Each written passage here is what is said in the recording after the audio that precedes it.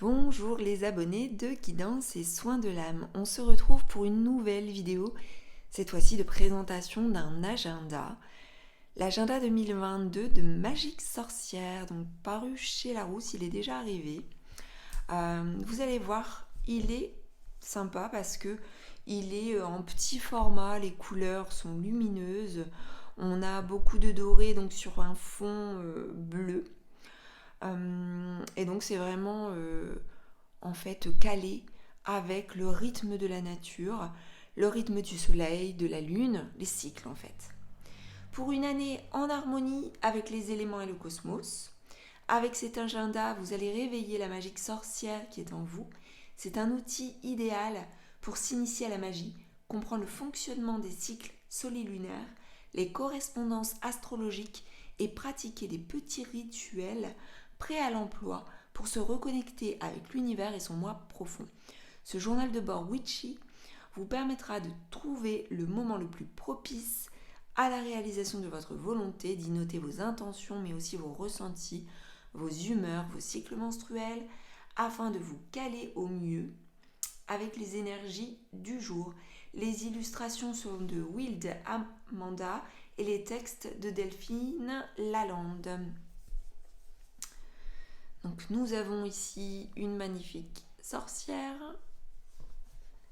et on a un bleu profond. Et on va découvrir ensemble cet agenda. Donc là, vous avez ici ce journal de bord witchy appartient à, pour noter votre nom. Vous avez donc sur les pages suivantes les formules magiques, les numéros utiles, les numéros d'urgence, la possibilité de noter des identifiants et des mots de passe. Ici, les jours fériés de 2021-2022. Et ensuite, le calendrier 2022. On n'a pas de septembre 2021 à décembre 2021, on ne l'a pas. Mais voilà, on est sur 2022 avec les zones de vacances scolaires. Et on a les pleines lunes et les nouvelles lunes qui sont indiquées sur le calendrier. On a un préambule. Donc je ne vais pas tout vous lire.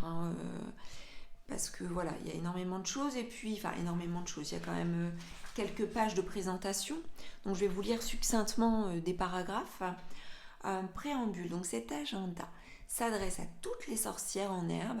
C'est un outil idéal pour s'initier à la magie, comprendre le fonctionnement des cycles solilunaires, les correspondances astrologiques et pratiquer des petits rituels prêts à l'emploi pour se reconnecter avec l'univers et son moi profond. Ce journal de bord witchy vous permettra de trouver le moment le plus propice à la réalisation de votre volonté, d'y noter vos intentions, mais aussi vos ressentis, vos humeurs, vos cycles menstruels, afin de vous caler au mieux avec les énergies du jour. Avant de le prendre en main, répondons à quelques questions.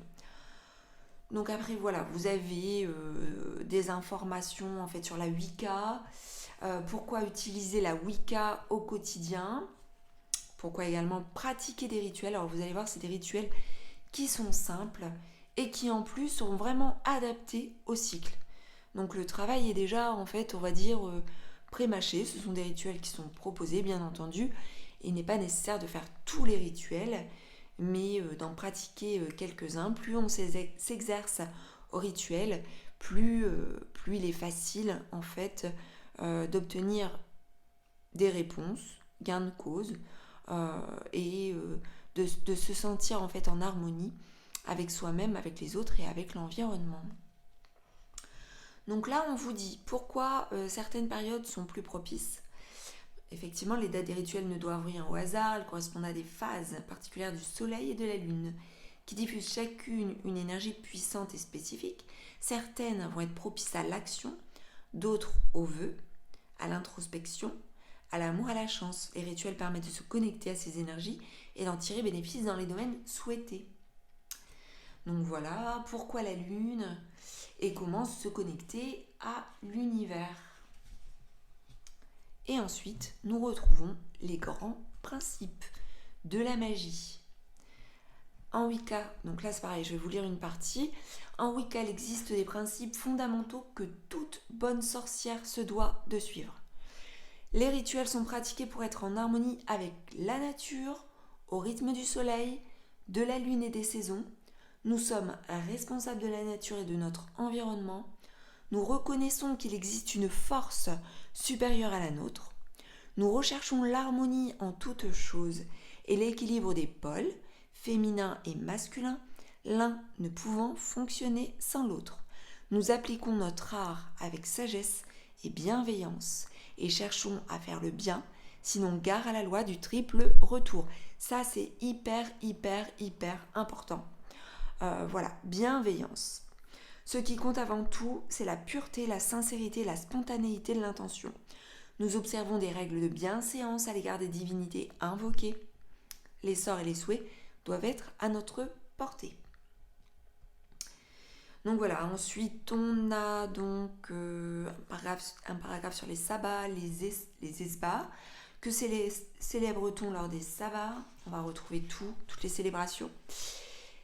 Et ensuite, les rituels et les phases lunaires, chose super importante. Tout à l'heure, je vous parlais de nouvelle lune et pleine lune, effectivement.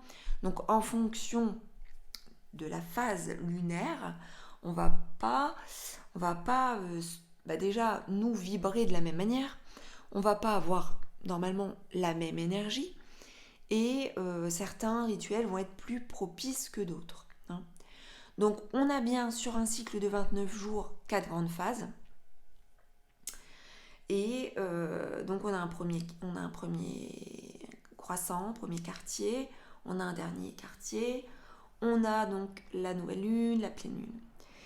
Et on a donc forcément phase ascendante, phase descendante. Et on n'a pas du tout la même chose. Donc, on vous dit que en magie, donc c'est les phases de pleine et nouvelle lune qui sont les plus efficientes. En phase ascendante, donc là, on est plus sur les rituels d'expansion, de chance, d'accroissement, de nouveaux projets, d'ambition. En phase descendante, là, on est en déclin. Donc là, ça va être tout ce qui est abandon, séparation, conjuration, coupure symbolique de liens, jeûne, sevrage et purification. Ce sont des exemples, hein.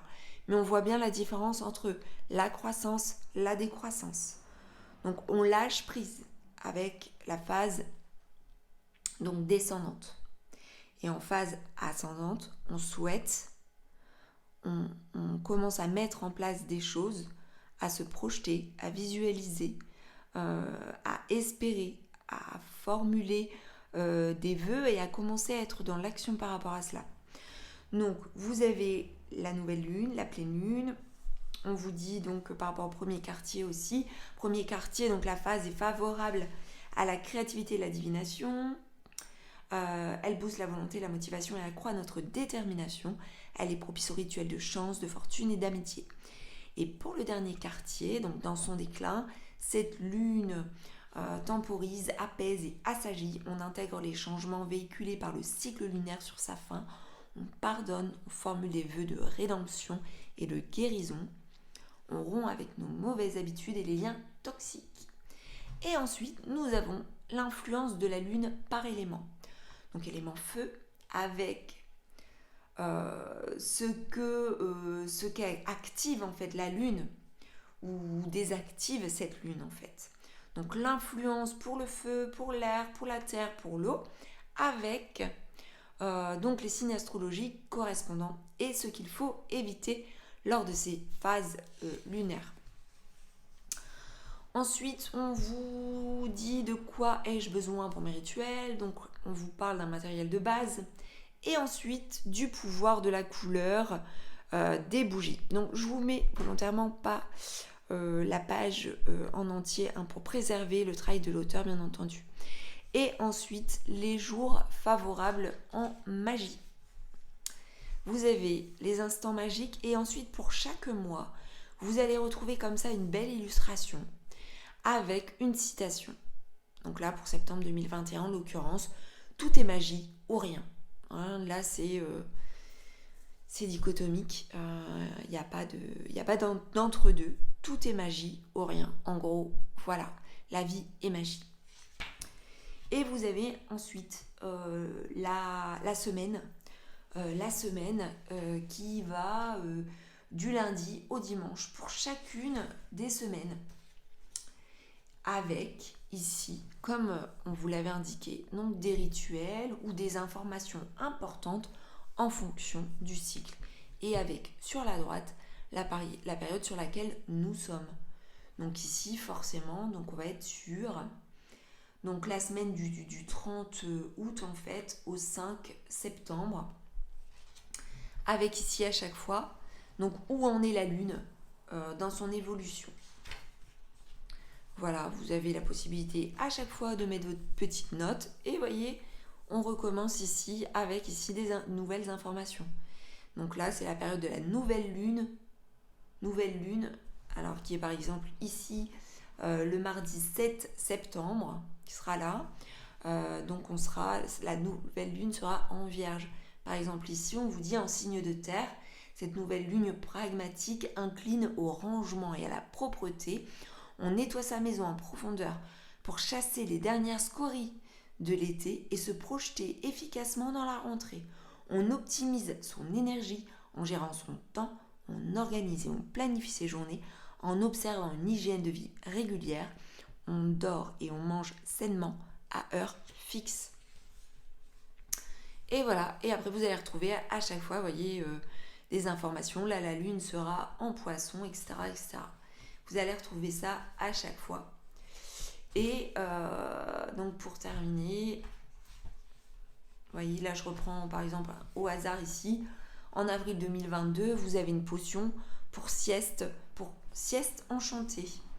Donc on vous dit quoi ? Le mois paisible du taureau qui s'annonce invite à la sieste, reposante ou coquine, l'huile luxueuse pour le sommeil vous préparera à de délicieuses voluptés vénusiennes propres à ce signe terrien. Mélangez 2 gouttes d'huile essentielle de rose, une de jasmin et une de camomille, puis massez-vous les tempes, le cou, les poignets à la saignée et la plante des pieds avant de vous mettre au lit. Votre repos n'en sera que plus réparateur ou enchanteur. Vous voyez, c'est top parce qu'il y a aussi des conseils en fait pour le bien-être. Et à la fin, vous allez retrouver ici un débrief. Cette année, j'ai vécu des instants magiques, mes plus belles rencontres, mes potions préférées, mes rituels favoris, mes fous rires historiques, puisque le rire est important. Le rire, c'est la joie de vivre. Vous avez les moments qui ont presque changé votre vie, ma plus grande décision, et ce que vous avez adoré quand, voyez. Donc c'est un petit journal de bord, et ici la possibilité d'écrire à volonté ce que vous souhaitez, un nouveau rituel ou des impressions ou tout ce que vous voulez. Voilà pour la présentation de cet agenda 2022 Magique Sorcière aux éditions Larousse. J'espère que cette présentation vous aura plu. N'hésitez pas à commenter, à partager, à liker, à vous abonner à ma chaîne. Et je vous dis à très bientôt pour une nouvelle vidéo sur la chaîne Guidance et Soins de l'âme. À très vite.